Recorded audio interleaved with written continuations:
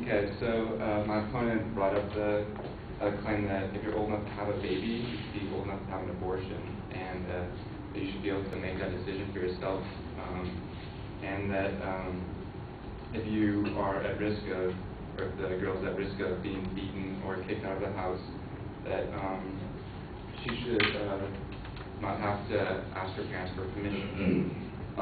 In the other states that have parental consent laws, they do have a way where you can get a court order that says you do not have to ask your parents for permission to get an abortion. And this has worked well in those other states, so it can work just as well in California. With regards to the health of the mother during an abortion, we think that parental consent is going to increase the health of the mother. The World Health Organization says that the risk of death in pregnancy for women 15 to 19 is twice as much as those in ages 20 to 24. And so the complications of just and risk is much greater in minors. And having a parent involved will greatly increase or decrease the risks that they will encounter. If a parent is involved, they can help their daughter pick a doctor that is qualified and a safe place to have the abortion. According to the Guttmacher Institute, not all states require a licensed physician to do an abortion. So if a girl goes to a clinic to check it out and doesn't know that the doctor is not a licensed physician and is not qualified to perform the abortion, this can cause serious complications for her later. But if she has a parent involved, that will help this process go a lot more smoothly. And clinics do not require a post-abortion checkup. So if a minor does not, or if a parent does not know that their daughter has had an abortion and she doesn't want to tell them about complications that she's having afterwards because it would reveal the fact she had an abortion, she's going to not get the medical attention she needs and have serious difficult consequences. Another major reason for having parental consent is that it will greatly reduce the number of sexual predators and child abusers that get away with their crimes by forcing their victims to have abortions.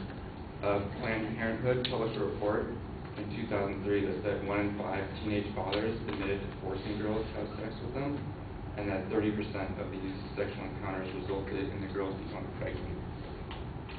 And that 60% of the girls who had sex before age 15 said it was non-voluntary, and that 30% of them ended up having an abortion. There's many stories about where older men take advantage of minors and force them to have an abortion. A 39-year-old man impregnated a 13-year-old girl and then forced her to have an abortion and continued raping her for the next 7 months before her mother discovered documents about the abortion that the daughter had hidden.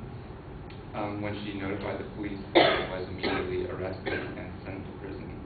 And so if the mother had, or the daughter had notified the mother about this earlier, a lot of that would have not happened. And another 12-year-old girl was raped by an adult male and then taken for a secret abortion, and then he abandoned her 30 miles away from her home. And when the police found the girl, she was suffering from severe post-abortion complications and needed to be hospitalized immediately. And so this also would have been prevented if the parent had been notified that the girl wanted to have an abortion. And in Arkansas, they have a parental consent law, and a 41-year-old man raped and impregnated his 15-year-old stepdaughter, and then took her to another state, Illinois, where there is no parental notification laws in place. When they came back to Arkansas, the girl told police about it and told them the name of the clinic where he took her, and they were able to look at the security tapes and see the man and arrested him and put him in prison. But this also could easily have been prevented with parental consent law.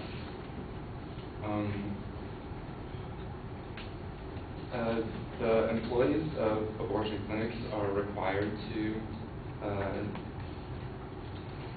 call the police or child protection agencies if they get a call from an underage girl that's been impregnated by a male that's over 18. But in 90% of these cases, that report is not made. And so it's obvious that there needs to be a law in place that can fix this and help protect the girls that are being abused. And the other states that have these laws prove that this law works. In 1992, 20 states had parental involvement laws, and in 2000, 32 states did. And over this period of time, abortions from 13 to 17-year-olds dropped to 19%. This was a study by the Heritage Foundation.